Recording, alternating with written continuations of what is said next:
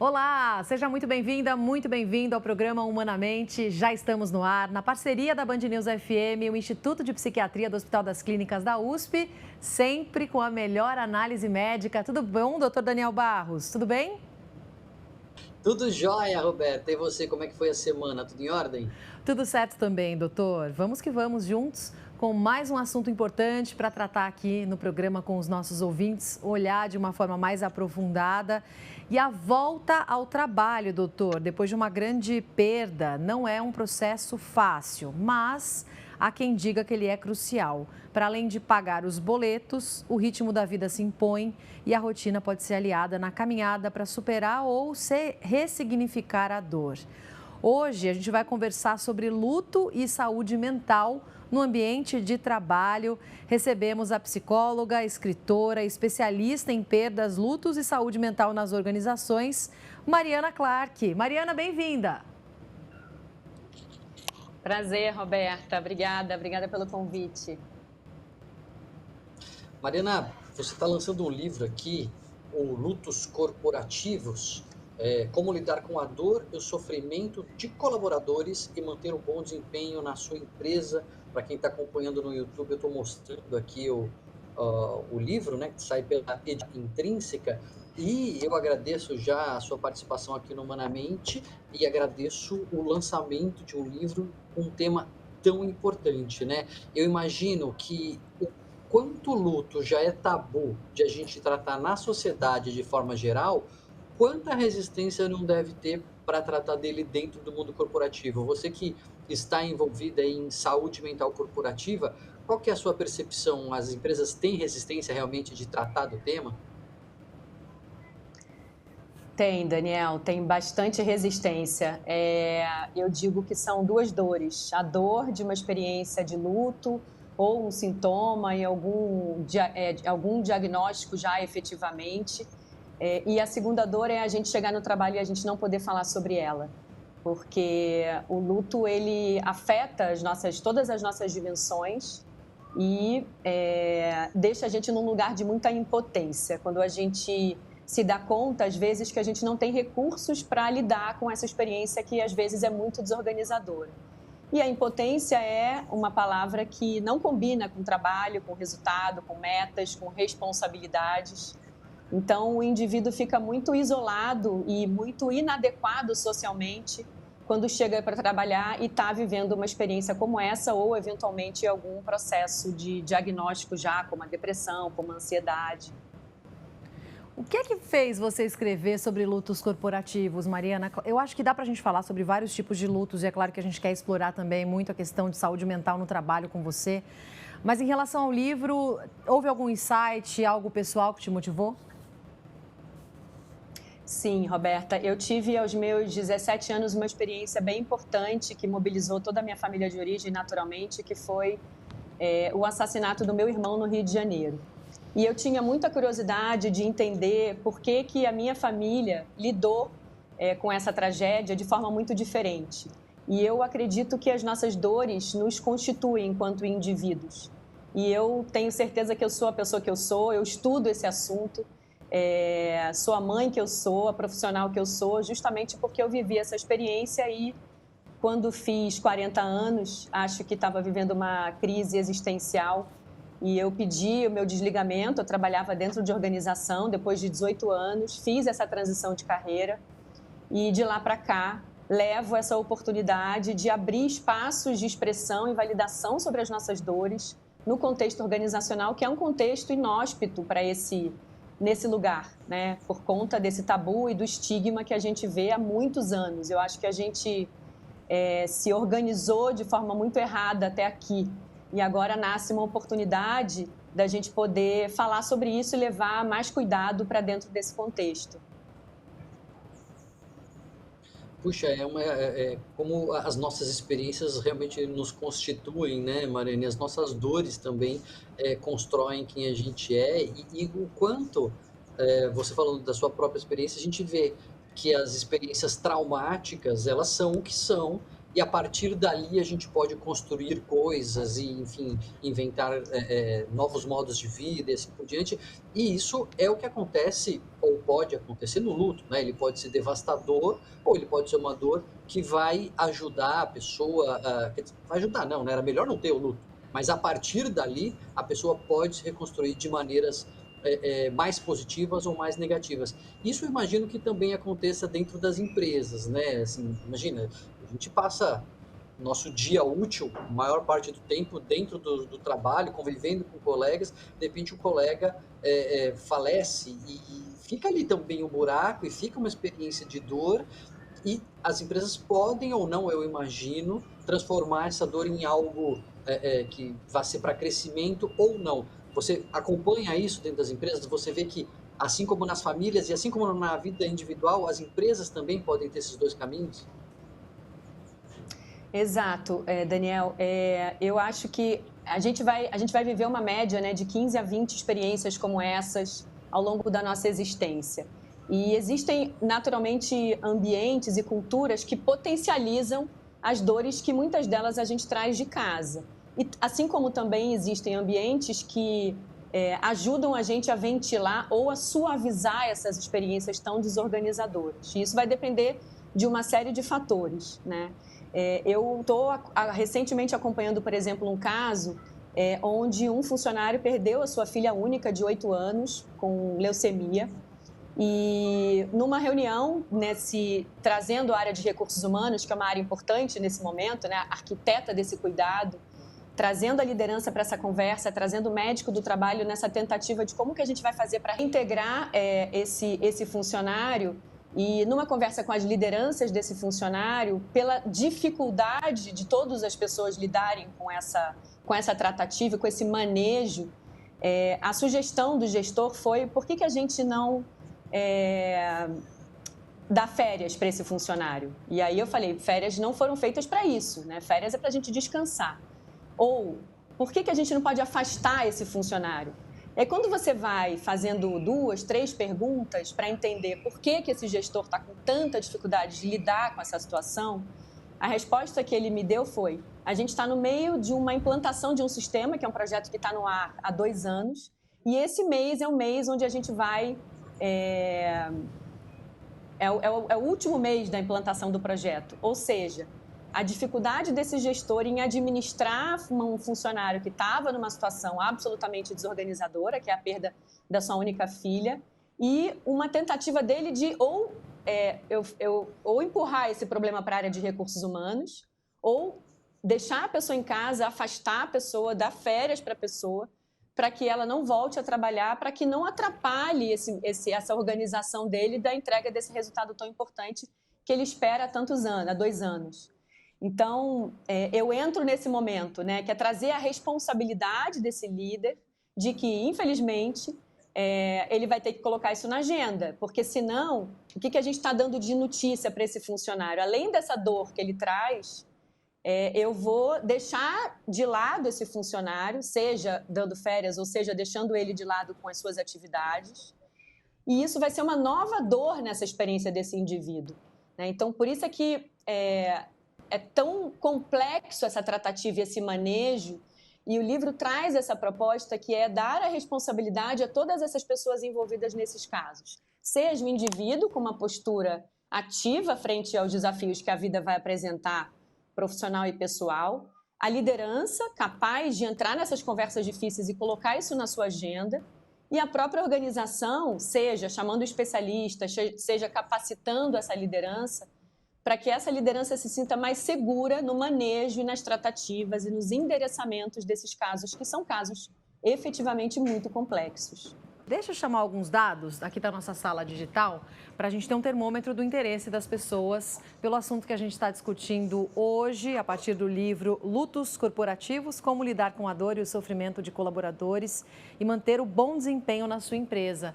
E olha só, esses dados mostram para a gente, por exemplo, as perguntas mais buscadas aqui no nosso país nos últimos 5 anos, envolvendo os termos luto e trabalho.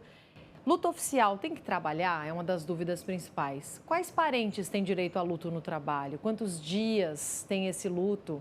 CLT tem direito a quantos dias de luto? falecimento na família tem direito a folga no trabalho, a gente tem uma segunda tela também mostrando a movimentação na internet sobre esse assunto. Perguntas buscadas em relação ao luto, focadas mais no luto. Quanto tempo dura, como lidar, como superar, quantos dias, o que significa o luto oficial. Aí não só relacionado ao trabalho, que volta um pouquinho na questão de que o luto não é um tabu só no ambiente de trabalho, né, doutor Daniel? É um luto em todos os ambientes que a gente compartilha como sociedade.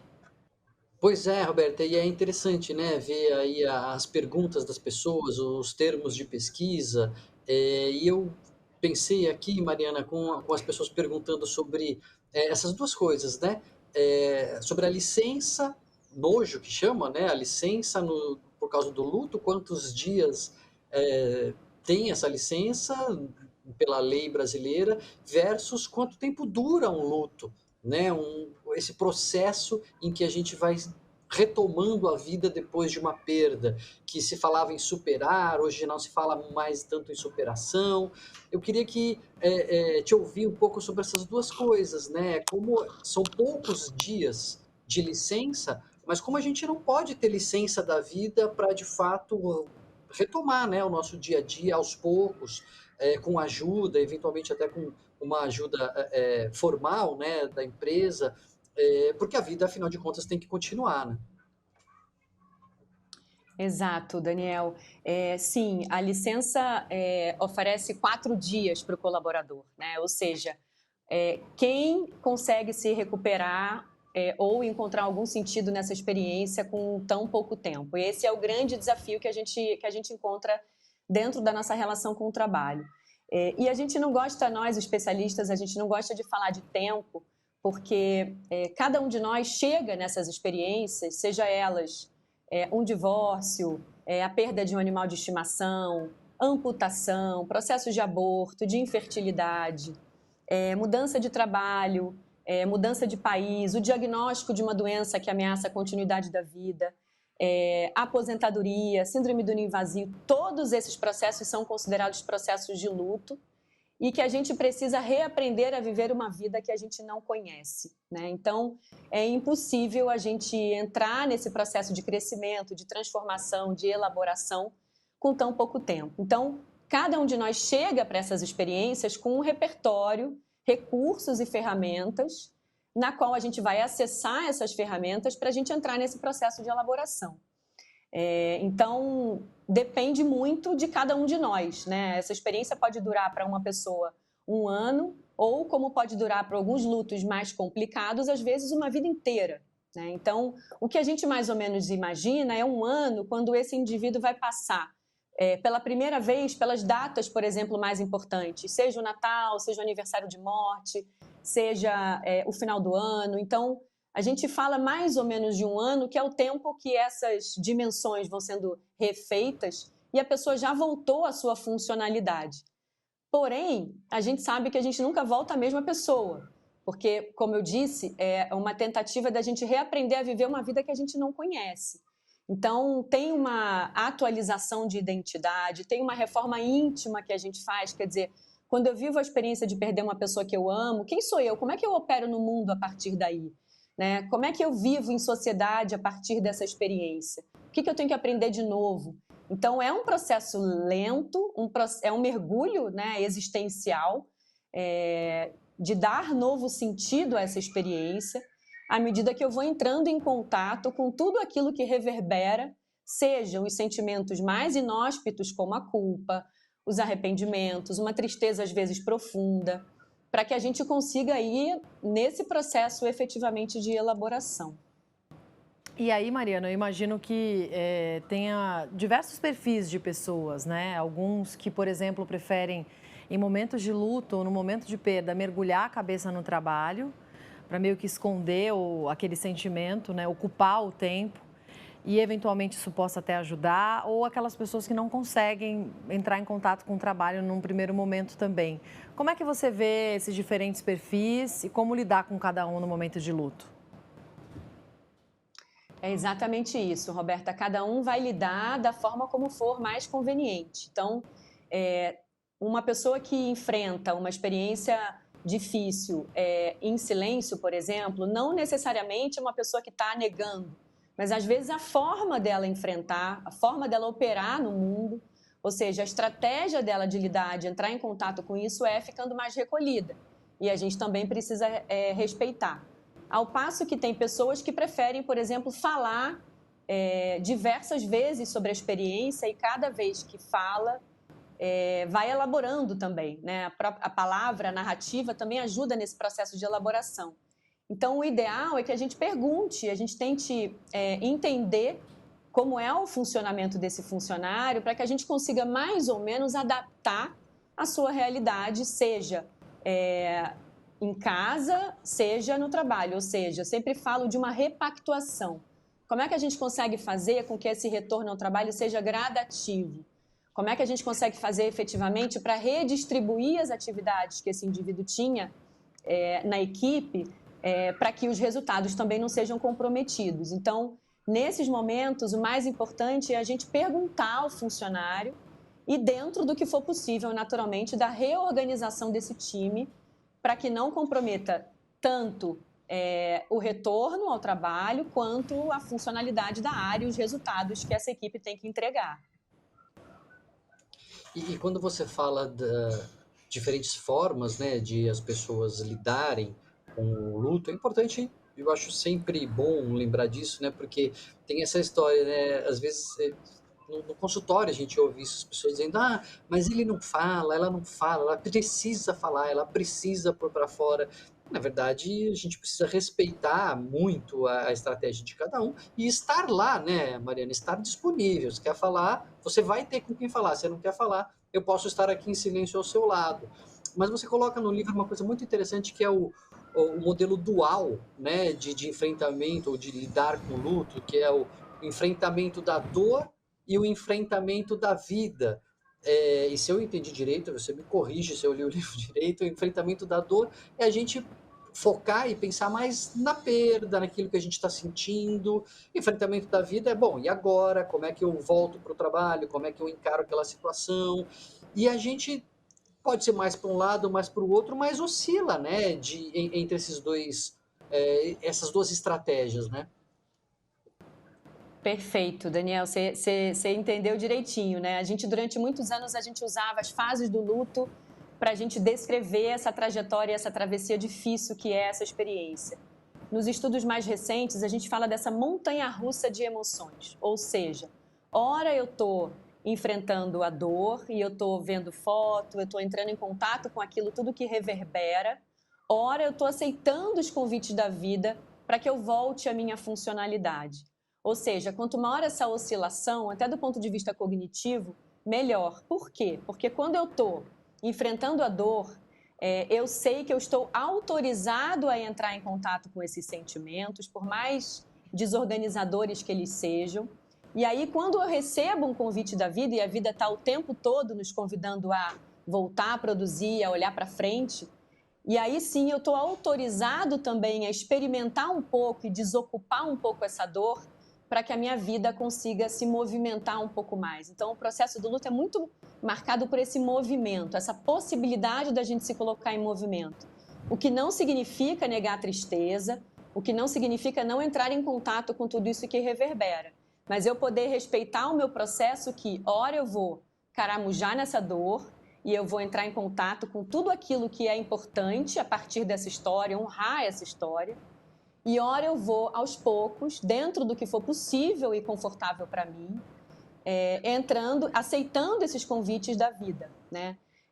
Mas a gente tem muita dificuldade em lidar com essa tristeza enquanto sociedade, porque a gente vive numa sociedade que exige uma positividade que às vezes pode ser tóxica e que é incompatível com a nossa condição humana.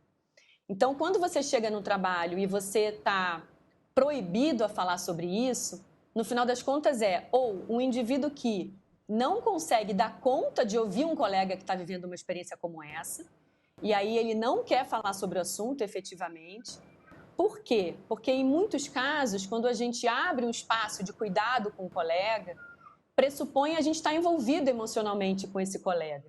E isso também machuca a gente enquanto escuta de uma experiência como essa.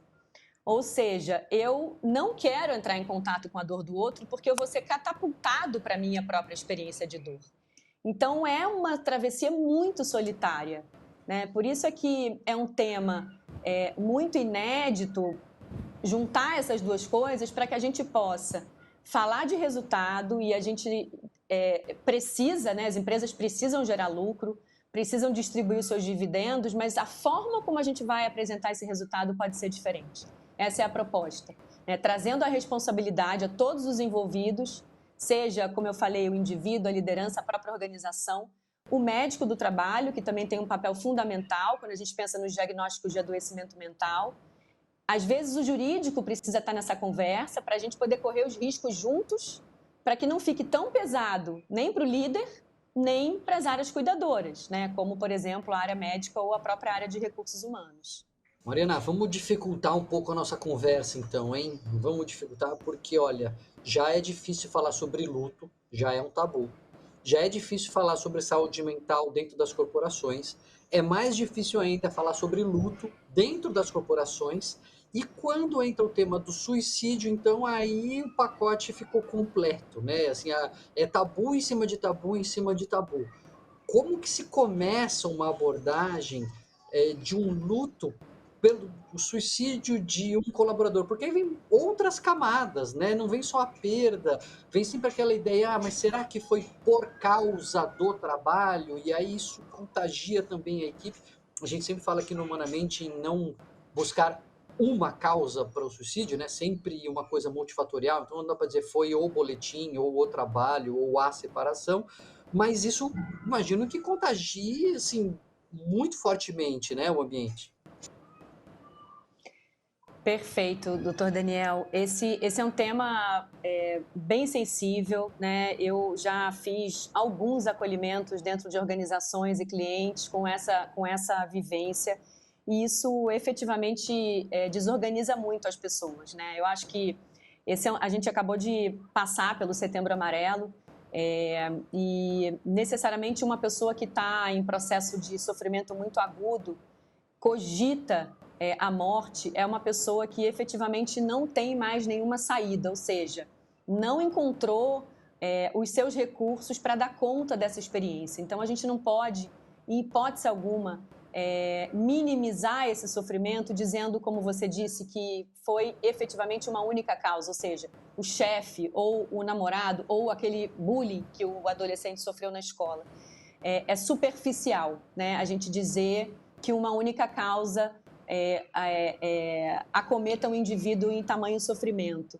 Então, a gente precisa tratar com muito respeito e, nos casos onde eu sou chamada para fazer um acolhimento de suicídio, existe também, nesse momento, uma oportunidade de fazer um trabalho de letramento emocional, de psicoeducação, que é explicar para as pessoas o que é o suicídio, da onde que vem, quais são as principais causas, como você disse, multifatoriais, o que leva um indivíduo a cometer um ato como esse. O indivíduo ele não quer acabar com a sua vida, mas ele quer acabar com aquele tamanho sofrimento na qual ele não encontrou saída. Então, a gente precisa trazer essa psicoeducação e esse letramento emocional justamente para que esse ambiente consiga se reconstruir a partir dessa experiência tão mobilizadora. A liderança fica muito devastada nesse momento, porque existe especialmente na rede social, já acompanhei alguns casos onde aquela empresa tinha uma cultura tóxica. As empresas não existem para adoecer os funcionários, as empresas existem para diminuir uma dor na sociedade. E a gente precisa olhar para essa experiência do suicídio como uma coisa maior e não reduzir a um único fator. É muito sério, é muito grave e a gente precisa tratar a dor com muito respeito. Então, nesse momento, também existe uma oportunidade de explicar como que isso reverbera na família desse indivíduo, na liderança desse indivíduo e como que a organização consegue, sim, a partir de programas, a partir de capacitações, a partir de benefícios, oferecer um ambiente que possa ventilar, despressurizar, trazer um pouco mais de segurança dentro desse contexto, que é um contexto onde a natureza intrínseca de uma organização é de pressão, é de meta e de foco nos resultados. E talvez ela nunca deixe de ser, por conta da sua estrutura, dos seus modelos de gestão, das políticas e da necessidade efetivamente de, num mundo tão veloz e tão competitivo, alcançar os seus resultados. Então aí é que mora o grande desafio. Como que a gente oferece algum conforto nesse desconforto? Como que a gente consegue ajudar os indivíduos a abraçar as incertezas num contexto tão complexo que a gente está vivendo, sobretudo na nossa relação com o trabalho? Ô, Mariana, aí explorando um pouco mais esse tema da relação com o trabalho, além do luto, mas pensando na saúde mental no dia a dia das empresas, por que você acha que os líderes ainda têm tanta dificuldade para lidar com problemas de saúde mental dos funcionários? E pelo que você vem observando, até de iniciativas interessantes aí nos últimos meses em empresas brasileiras, o que é que pode ser feito num ambiente que tem criado afastamentos recorrentes ou dificuldades aí no relacionamento entre as pessoas? É uma ótima pergunta, Roberta.